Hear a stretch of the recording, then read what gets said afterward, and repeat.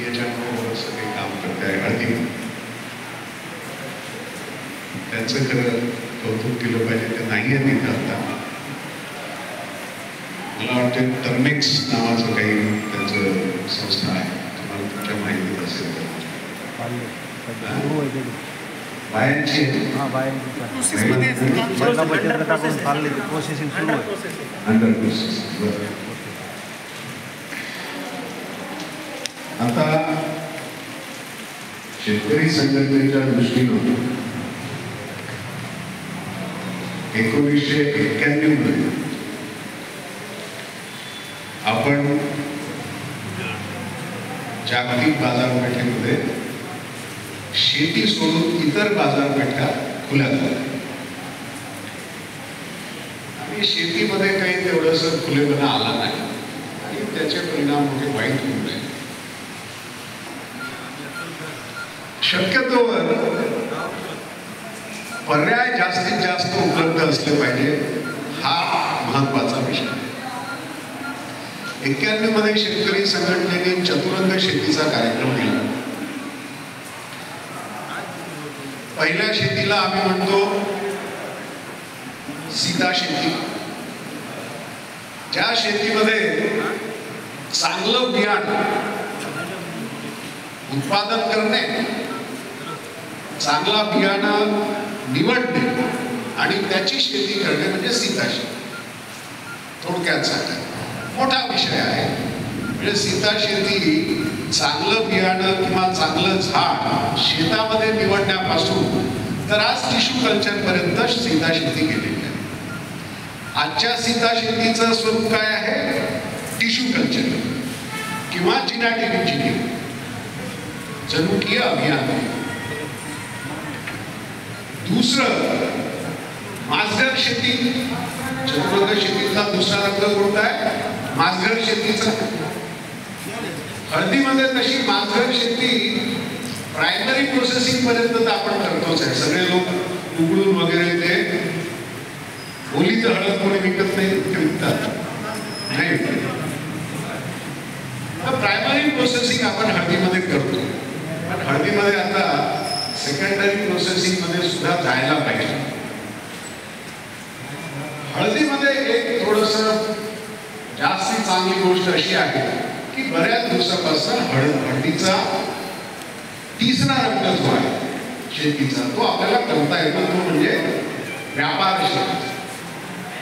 आपण साधी हळद जरी तयार केली, हळकून ज्याला म्हणतो, तरी आपण त्याच्या मार्फत बाजार शेती करू शकतो. आणि बाजार शेती करण्याचं मोठं साधन हे वायदे बाजार. पण दुर्दैवाने शेतकऱ्यांचा सहभाग या वायदे बाजारामध्ये नाही.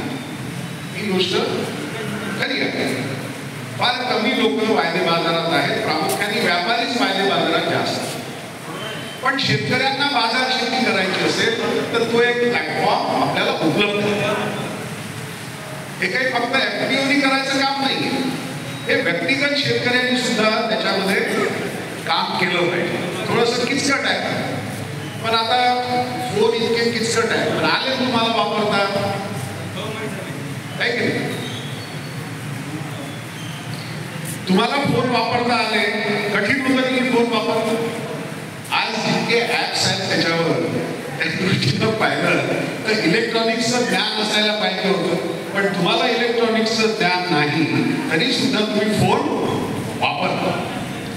तेव्हा एखाद्या गोष्टीचं ज्ञान असायला पाहिजे, एखाद्या तंत्रज्ञानाचं असं नाही, त्याच्या वापराचं ज्ञान आपल्याला असलं पाहिजे. ही महत्वाची गोष्ट आहे. या सगळ्या प्रकरणामध्ये आपल्याला आपण हे सुद्धा विसरून चालणार नाही की स्पॉट मार्केट सुद्धा महत्वाची गोष्ट आहे. म्हणजे एपीएमसी मध्ये जे घडते ना, ते सुद्धा महत्वाचं आहे. ते असं एक गोल चक्र आहे. हे जे स्पेक्युलेटर सट्टेबाज जे म्हणतो ना आपण, ते फार महत्वाचे लोक आहेत. सट्टेबाज असणं हे आपल्या संस्कृतीमध्ये वाईट शब्द आहे. स्वार्थी असणं हे वाईट आहे. पण शेतकरी संघटनेने सगळ्यांना समजावून सांगितलं की स्वार्था इतकी पवित्र गोष्ट कोणती नाही. तेव्हा स्वार्थाला पवित्र समजलं पाहिजे आणि स्वार्थ साधण्याचा प्रयत्न केला पाहिजे. वायदे बाजारामध्ये तुम्ही स्वार्थ साधू शकता काही ना बऱ्याचशा प्रमाणात. आता बघा, मागच्या 2 वर्षाआधी कापसाचे भाव फार खाली पडले होते, कारण वायदे बाजारामध्ये त्याचं पुनर्नियमन करण्याचं काम चालू होतं, म्हणून वायदे बंद होते. मग शेतकरी संघटना सेबीवर चालून गेली. काही जास्त लोक नव्हतो आम्ही, 1200 लोक आम्ही सेबीच्या ऑफिसवर धडकलो. आता त्या एवढ्या मोठ्या मुंबईच्या गर्दीत 1200 लोक कुठं दिसत नाही. आणि सेबीचं ऑफिस ज्या ठिकाणी आहे तो तर एरिया असा आहे का आपण सुटफूट जरी घालून गेलो ना तरी लवकर ओळखतात की हा बसमधून गेले. आणि असे 400-500 लोक पकडून पोलिसांनी. मग काहीतरी आम्ही 500-600 लोक उरलो होतो. मग पुन्हा तिथं जाऊन सडकीवर बसलो आणि काहीतरी करून आम्हाला मग चर्चेला बोलावलं. महिनाभर चर्चा चालली. 23 जानेवारीला आम्ही बाळासाहेब ठाकरेंची जयंती त्या दिवशी होती. त्याच्यामुळे मी उद्धवजींशी बोललो होतो की तुमची काहीतरी, आम्ही फार कमी लोक येऊ शकलो आहे, तुम्ही काहीतरी जास्त लोक पाठवा.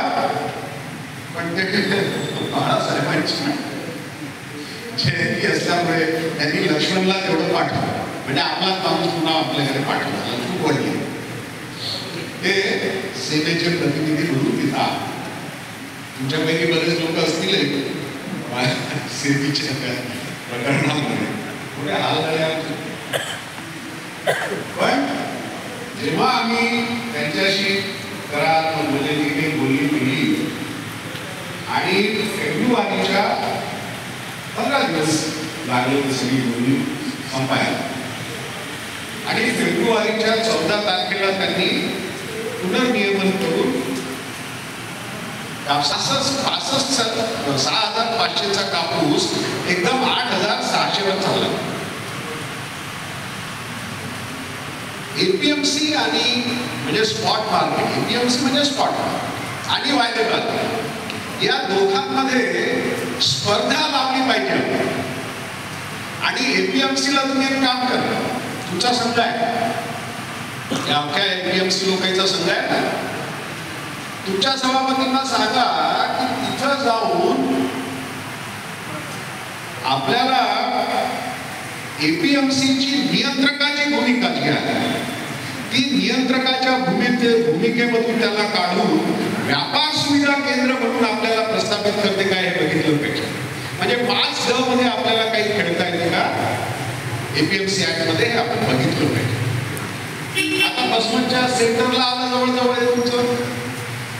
एक हॉल आम्हाला द्या शेतकऱ्यांना, एक रॅक ठेवण्यासाठी किंवा 50x50ची जागा. म्हणजे मॉल सुरू करा.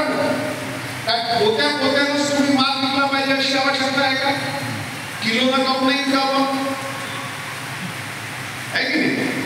म्हणजे पॅकिंग जसं जसं कमी होत जाते तसं तसं तुम्हाला पैसे मिळत जातात. आणि सगळ्यात छोटं पॅकिंग कुठं भेटते? सगळ्यात लहान पॅकिंग भेटते ते औषधीच्या दुकानात. म्हणजे हळदीचा जर विचार केला तर तुम्हाला कुरकुरीनच विकायला पाहिजे. बसले आपले हे सगळं पिवळं करत, सगळे माणसं पिवळे बसवायचे. कोणी बसवायचं आहे वाटते, पिवळा पिवळा दिसतो काय, सगळे माणसं पिवळे उडत निघतात बाहेर. तेव्हा कुरकुरीपर्यंत जाण्याची आपली तयारी पाहिजे. एनसीडीएक्स नाही पाहिजे किंवा वायदे बाजार नाही पाहिजे, बंद करू. पण एनसीडीएक्सलाही सांगू की तुम्ही हा जो चावटपणा केला आहे, या माल मिक्सिंगचं जे झालं आहे, आपण ठराव असायला त्यांना सांगू की हे नाही चाललं. तुम्हाला त्या गोदामचं लक्ष दिलं पाहिजे. तुमचा माल तुम्ही ठेवला आणि इतक्या काटेकोरपणे जर का क्वालिटीवर तुम्ही लक्ष देऊन राहिले तर ते झालं कसं? आहे की नाही? पण वायदे बाजारामध्ये जे लोक काम नाही करत, म्हणजे शेतकरी प्रामुख्याने वायदे बाजारात काम करतो का? नाही करत. पण त्यांचाही संबंध वायदे बाजाराशी असा आहे की वायदे बाजारातून संदर्भ किमती मिळतात. मला सांगा, एखादा व्यापारी आहे, सकाळी झोपेतून उठला आणि काय भावाला घ्यावं हे त्याला कसं समजतंय? मार्ग काय आहे त्याचा? या सगळ्याला ज्यांना आपण सट्टेबाज म्हणतो ना, हे लोक अख्ख्या हिंदुस्थानाला बाजार पाहतात. तुम्ही सट्टेबाजाईला कमी उपयोगी समजू नका. ते त्याचं काय होणं शक्य होऊ द्या, त्याची कमाई होते का, त्याची कमाई होते त्याच्यावर विचार नका करू. पण सट्टेबाज जे लोक आहेत, सकाळी काही हळद घेतात आणि 5 रुपयांना वाढली की संध्याकाळी विकून टाकतात. न हळद उत्पादनाशी त्याचा संबंध असते, न विकायची, न देण्याशी, न घेण्याशी.